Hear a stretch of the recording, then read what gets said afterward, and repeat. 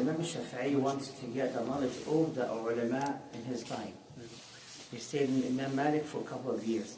With the student of Imam Abu Hanifa, a couple of years. With the ulama at that time, a couple of years until he got the knowledge, subhanAllah. Actually one day when he went to Iraq, the masjid has 50 halaqah. You know what I mean? 50 halaqahs. So he used to go and say with each halaqah, when he hears the Imam says, that this Imam said so and so, the Imam Shafi'i stops him and says, Prophet Muhammad says and so.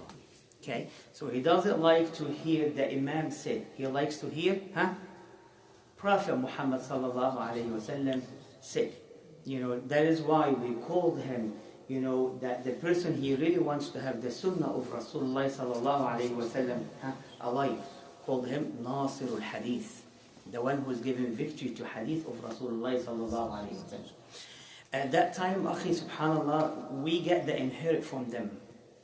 The student of Imam Malik and the students of Imam Abu Hanifa, they were fighting with each other. Who's right?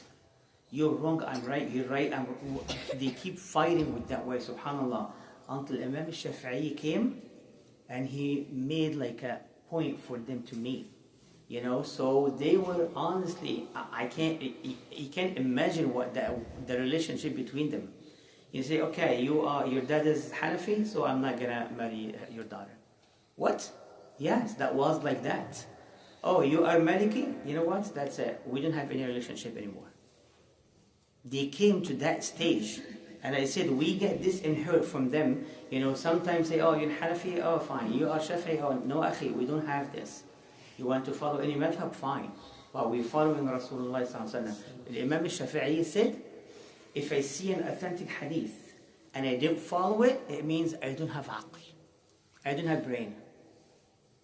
To follow an Imam, the Imam saying something different than what Rasulullah said, and you're following that Imam, regardless madhab, you don't have aql. This is what Imam Shafi'i said. If I have the hadith and I follow another Imam, that means my aql is not there. His halaqah, akhi, was in Mecca. His halaqah was like, there's another halaqat around. His halaqah was covering the whole entire masjid. And the end of the halaqah was the beginning of the other halaqat. Ibn Uyayna, he was a big alim at that time.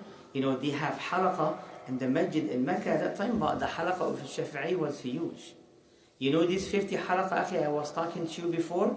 Later after Imam Shafi'i stayed in Iraq for a period of time, all this halaqat ended and become only one halaqah for Imam Shafi'i. He did not force them to do that, but when they saw the knowledge he had, everybody kept following his way, subhanallah. Even one day, he used to love Ahl Bayt Rasulullah more than we can even imagine. The family of Rasulullah, Ya Allah, when you mention any one of them in the front of him, wow, everything stopped.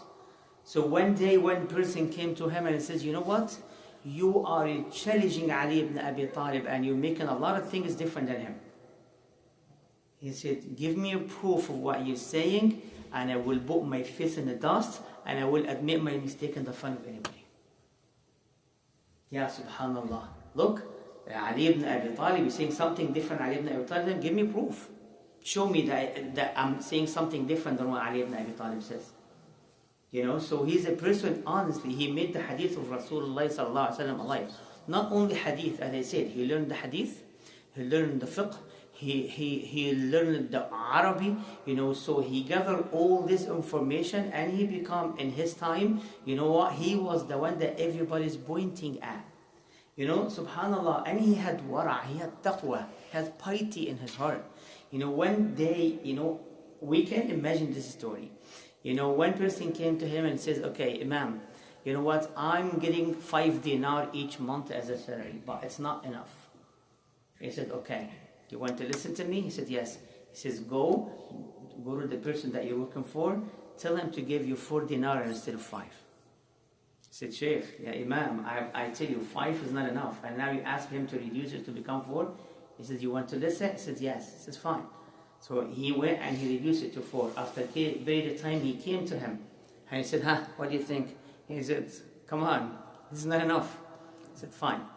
Go to him and ask him to make it only 3 dinar instead of 4. Said, Imam, 4 and 5 are not enough, and now you're making it 3. Says, yes, go do it.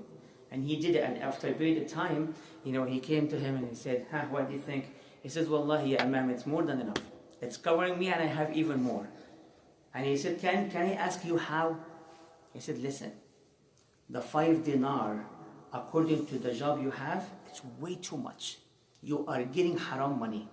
So when the haram money came, eat your halal money. So now when you have pure halal, Allah subhanahu wa ta'ala made barakah on it. Ya subhanallah, akhi. So think about it. If you are doing job and you feel like you're taking money more than what you're taking, think about it that you are taking something. We're not in that level of iman yet. Are we? Are we? No, we're not. No, we're not. If I need 40 and my boss said to me, I will give you 50, yes! Nobody would say, no, I'm not going to take extra. No, it's not going to happen.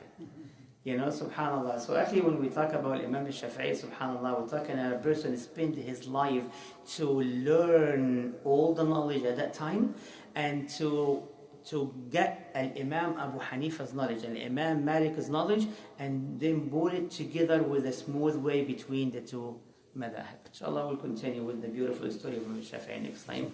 Barakallah.